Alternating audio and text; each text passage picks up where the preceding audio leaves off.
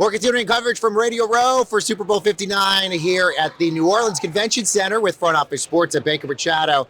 And of course, we're talking to all your favorite athletes, and that includes some pretty interesting fighters as well, like Dustin Poirier. Dustin, thank you so much for joining us. Thank you for having me on, man. So obviously, we're going to talk MMA, fighting, all that, but you're a New Orleans guy, you're a Louisiana guy. What does it sort of mean to have the Super Bowl for the 11th time in this city? It's awesome, man, and obviously the city needs it, the state needs it. It's great for us, but just getting to share the culture and the things we have to offer in Southern Louisiana with the rest of the world on this kind of scale, it's always a great time. Now, I know you're trying to get a final fight. I think the retirement match is what we're calling it. Likely here in New Orleans, likely hopefully this year. Where are we at so far with that? Me and the UFC been working on this, and I was worried when I first came to them with the idea that I want to retire at home in Louisiana that they would be against it, but surprisingly they were down for it to push forward and try to make it happen for me. And I think we're close. I think this summer we could have a fight here in New Orleans. And who would it be against? There's a lot of talk that it might be Paddy Pimblett or somebody. Who's it going to be? It's 100% not Paddy Pimblett. Okay.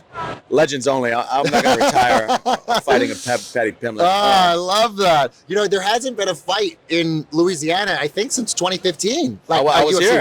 You were in it. Yeah, I fought that time. I know it's going to be the last one. It's your hometown, but also the significance of New Orleans hosting this. Talk a little bit about that. Yeah, I mean, I picked the gloves up for the first time in my life in the state of Louisiana. I fought in New Orleans twice in my life. Laying the gloves down where it all started, it would be incredible. You know, I have family members and friends. We're going to sell this thing out the week the tickets go on sale. I mean, looking back at your career, 30-8 in MMA fights, 22-7 in UFC fights. How would you sort of sum up your career as you're sort of reflecting, looking for this final match?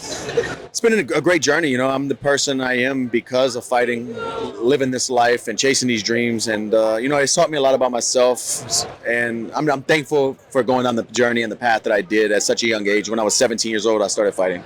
Who is the hardest punch you've taken from? Who is it? I would probably Conor McGregor. Whoa, I actually, be honest, not surprised by that. Yeah, he can punch. Yeah, how did it feel? I mean, tell us a little bit about that experience after you got punched. Did it take you a few days to sort of recover? I don't remember. It was 2014 when I got hit solid. I whipped his ass twice since then. So. And before we wrap things up here with you, what do you think of challenger leagues like PFL and all these other ones that are out there? I love it. I just like to see them stay relevant and not get, bleed out and fold away, because the more places we have for fighters, upcoming fighters and fighters to fight, the better. That's good for the business of fighting. We need organizations. Absolutely. Dustin, such a pleasure to have you here. Best of luck with this final match. Hopefully we get to do something with you here. I appreciate it, man.